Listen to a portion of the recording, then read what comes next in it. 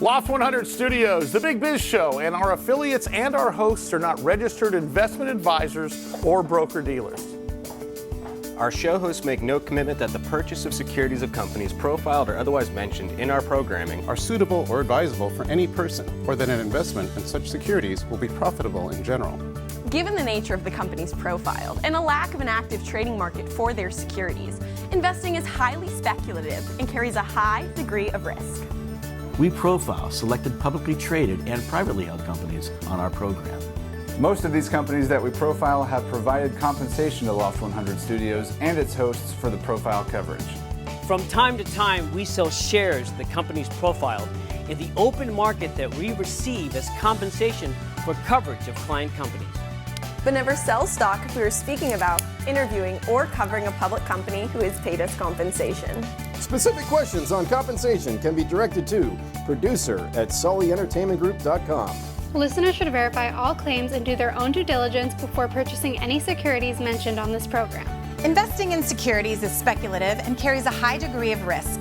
We encourage our listeners to invest carefully and read the investor information available at the websites on the Securities and Exchange Commission, SEC at sec.gov, or the Financial Industry Regulatory Authority, FINRA, at finra.org. Welcome aboard.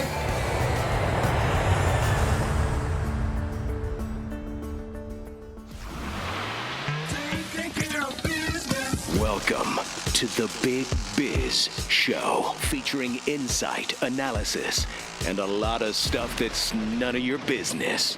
Hold on. This is the Big Biz Show. I think it is their business. Making the markets work for you. Here's the man with the plan, Sully.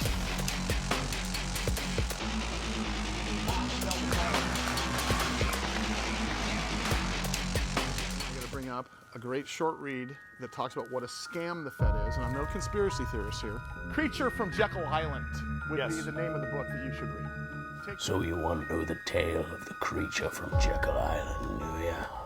Perfect, I got this one, Sully. The book, published in 1994 by J. Edward Griffin, uncovers the secret history of the United States Federal Reserve System. Our journey starts in 1910, when a group of powerful bankers meet in secret on Jekyll Island just off the coast of Georgia to draft a plan for a central banking system in the United States. The group included men like J.P. Morgan, Paul Warburg, Senator Nelson Aldrich, which, a fun fact, was John D. Rockefeller's father-in-law. Talk about nepotism. Spent a week in secrecy discussing their plan, which would eventually become the Federal Reserve. They went disguised as duck hunters in secrecy so that they wouldn't face scrutiny from the press or the public. But really, who'd have a problem with a bunch of bankers coming up with the rules for central banking?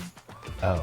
The name of their game is bailout. The Federal Reserve was created to address a bunch of financial panics that occurred during the 19th and 20th century. You see, the Fed was designed to be a lender of last resort, so to speak. However, the Fed's ability to bail out banks leads us to a moral hazard, where banks take on unnecessarily big risks knowing that they're going to have a bailout if anything goes wrong. Now, the Fed was originally created as protectors of the public, protecting it from financial instability and inflation, including the Great Depression, the inflation of the 1970s, and who could forget that good old 2008 financial crisis and the Great Recession. Doing great, guys. In the early years, the Fed focused on stabilizing the banking system and preventing any more bank failures. But then later, the Fed shifted its focus to controlling the economy through monetary policies, such as controlling factors like the money supply and interest rates. Sound familiar? Now, the money supply, how do you just make money? That's where they came up with the Mandrake mechanism, which pretty much means banks are only required to hold a fraction of their deposits in reserve. The rest of the deposits can be loaned out, creating new money in the process. So let's talk about the creature that exists today. The Fed's policies have a significant impact on inflation, employment,